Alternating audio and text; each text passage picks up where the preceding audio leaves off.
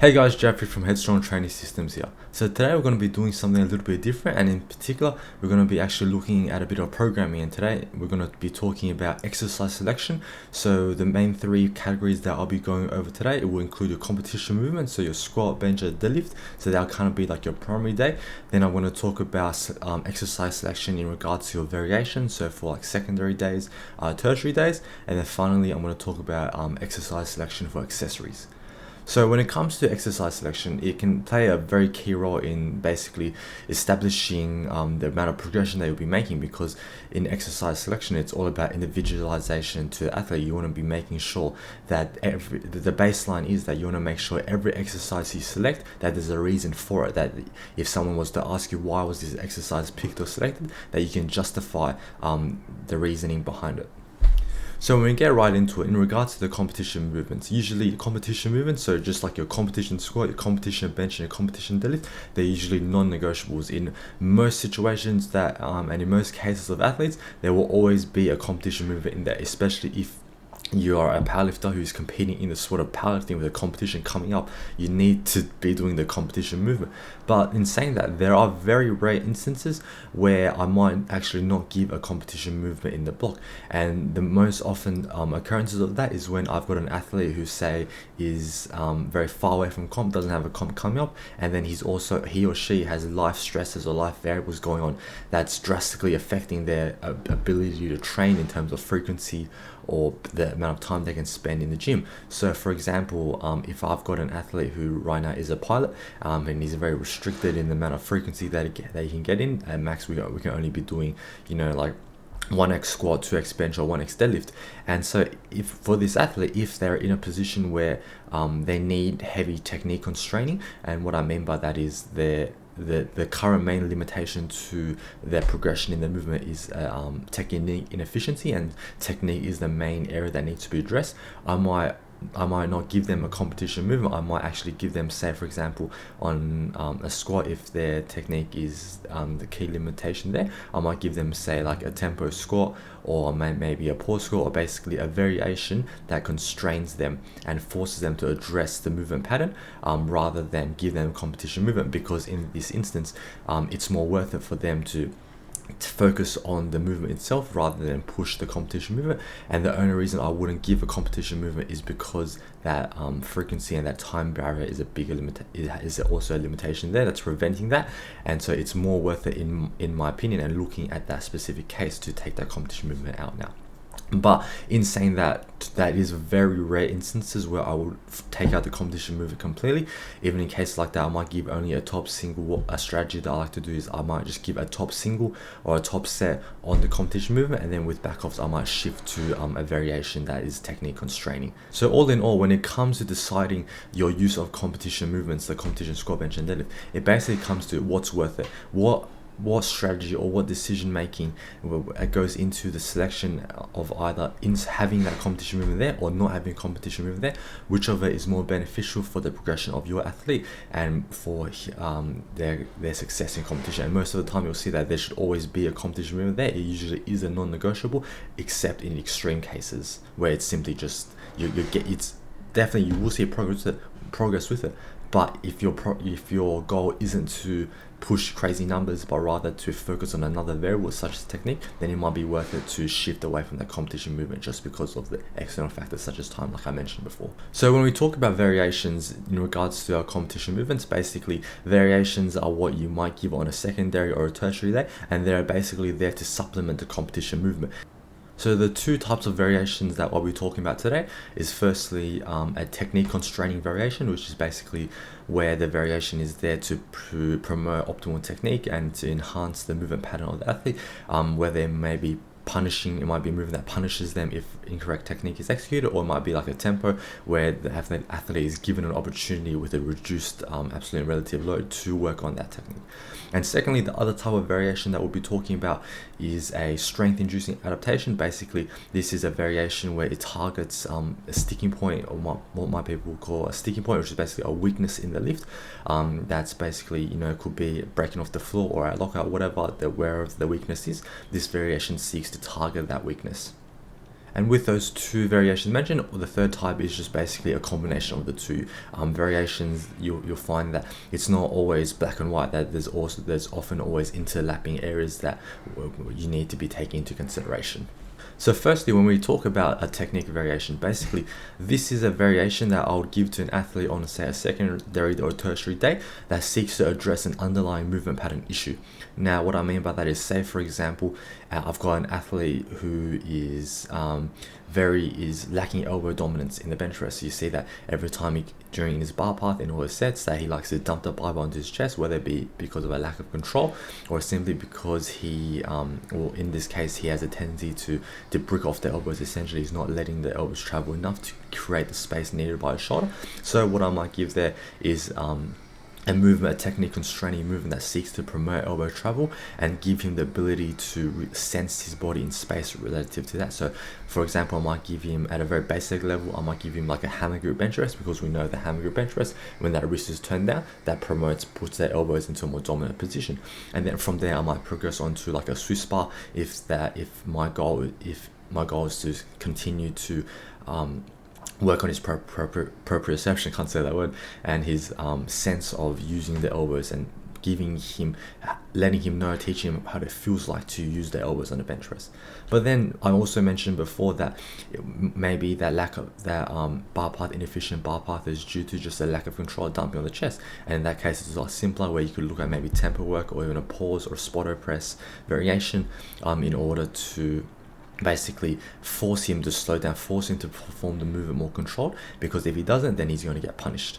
So basically the idea of a technique constraining variation is always to push the athlete into an area and basically constrain them into forcing a movement pattern. That is what we want to see. We want to take them away from the underlying issue of whatever their flawed movement pattern used to be, and basically present them or constrain them into a movement where if the movement pattern is inefficient or unoptimal, then they are punished for it. So like for example, if they're doing pause squats or pin squats and they come because you've given that to them because they lack control hitting the hole, you give them a pin squat, they come down with a lot of force without control, they're going to smash into those pins and that's going to throw off their balance. So basically the movement constrains them and forces them to promote good movement patterns. Now, the other type of variation that I might give in regards to, say, secondary or tertiary days variation of the competition movement are ones that focus on an underlying weakness or sticking point. And this is different to a variation that seeks to promote better technique, because this type of strength inducing variation seeks to basically what it sounds to is basically to combat weaknesses in a particular portion of the movement. And what I mean by that is, say maybe in the squat it could be coming out of the hole, they've got a weakness there, or at the lockout they've got a weakness, or deadlifts they're slow off the floor but they've got a quick lockout.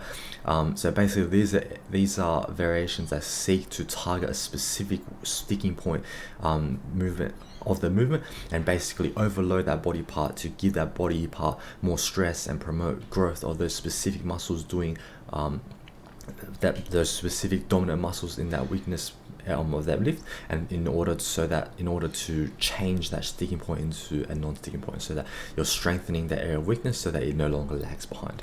And what I mean by that is, say for example, if I've got an athlete who's weak off the floor on deadlift, I might give him something like a deficit deadlift where he's going through extra ROM there and he's promoting greater muscle hypertrophy there to target that sticking point area. Or if it's an issue of technique where it's that there's a weakness, there's a sticking point there because of a technique issue, then I might give him like a pause deadlift, like 1 inch, half an inch off the ground, because it forces him to correct his movement pattern breaking off the floor. So you guys can kind of see that variations are always interlinked, that it's not one or the other, it's not black and white where this variation only seeks to improve strength, or this variation only seeks to improve technique. That often in a lot of cases these things overlap each other, but at the end of the day what it all comes down to is justification. You've got an issue here that you're trying to solve. How does this variation that you're giving to the athlete, how does this variation seek to target and combat the weakness or the area of flaw that needs to be targeted? That's what it all comes down to. As long as you can justify why the variations are being given, then I think that they're good decisions to be made. Now, a final consideration that I want to add in when prescribing variations for the competition movements is, I would highly recommend that when you give an athlete a variation, that you've done it yourself previously. And what I mean by that is basically, I've seen a lot of cases where something in theory sounds like it would work and sounds like it would definitely be effective in targeting the area that wants to be targeted, but as a coach, you haven't done it yourself, so you don't know what it feels like in terms of stress and in terms of mental and physical fatigue. Basically, say you're trying to target weakness out of the hole. You might give an athlete, say, like a 3 count pause in the hole, basically to strengthen their tightness and control there. But if you give it to them for sets of 8, then it becomes a cardio issue, like an endurance issue of the cardiorespiratory system. Because if you're expecting an athlete to perform sets of 8 normally, like on a comp squat, that's already quite taxing in terms of on like your lungs. But now you're giving them a set of a 3 count pause for each rep, so for 24 seconds that you're forcing the athlete to pause in the hole in addition to performing the lift. That at that point it becomes that other variables will be causing problems with that movement. Like it won't be that if form breakdown was to occur, which we do want to induce form breakdown so we can target the area of the flaws. But if form breakdown was to occur on that movement, it likely wouldn't be because of inefficient technique, but rather a bit of an overwhelming fatigue, like it's finding it hard to breathe. So that's why I would always recommend that whenever you give a variation, make sure you've done it yourself, because a lot of the times that these extra stresses that like it doesn't make sense to give, and it's a bit ridiculous, but you wouldn't know until you actually know for yourself. Now, the final topic of exercise selection that I want to talk about is in regards to your accessories. So these are basically the movements that you might do after like your main movements or like your variations. Now, basically, there are probably 3 main reasons that we do accessories. One would be to induce muscle hypertrophy. We want to build muscle, we want to build strength in the body, and how we build strength is by having muscle. If we don't have muscle, then that caps our ceiling of how much strength we can produce. Secondly, it could be there for prehab. So if say that you're going, you're planning into the future, you know that you've got the athlete going to a higher stress block, and that either that the block will be more demanding on a certain body part, such as maybe the shoulders, you're looking to increase bench frequency, then you might do a bit of prehab work that targets those specific areas. Or thirdly, it might be for rehab, where you've got an existing injury that you need to target, and you basically, in order to sustain the longevity of the athlete, that you're basically strengthening that weakened body part. Now, most of the times, accessory movements don't need to be complicated. Basically, what I like to do is look at what area needs to be targeted. If, say, for example, I've got an athlete who's weak out of the hole in the squat, basically we look at the muscle groups associated with that. So that would be, the quadriceps, the adductors, internal rotators, and so that would likely be the accessories that I would give them, that the accessories will target those muscle groups that need the extra help. Or if, say, for prehab, as I mentioned before, target specific muscle groups that you think will need that extra attention. Or for rehab, say for example they've got existing knee injury that you've associated to tendon or ligament damage, then maybe you might give some isometric stuff to basically increase the stress tolerance of the areas.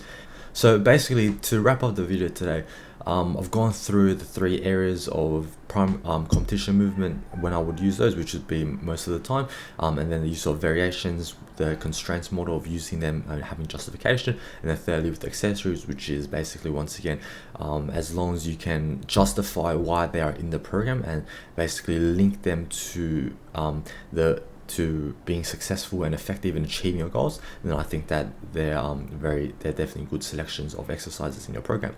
Now, as a final thought, sometimes the human body, because of how complex it is, sometimes theories don't line up. As in, sometimes you might give your athlete a movement that on paper has seemingly that would not have an effect at all on improving the athlete, or it would have an effect, because when you obviously it will have an effect that when you give a stress, when you give a protocol, that there will be an induced adaptation. But for example, you might not be expecting as great as an adaptation as foreseen. So that's just how the human body is. Sometimes you just don't know until you try, and sometimes the reason for giving a particular protocol might just simply be that you think it will be effective and you just want to give it a test, because that's what these training blocks are for. These training blocks, you want to use them to find and test strategies to find out what works for the athlete, so that when it comes to competition time, you can run the most effective strategies to produce the greatest amount of progression. So that's all from me today, guys. Hopefully that was helpful for you, and I'll catch you guys next time. Take care.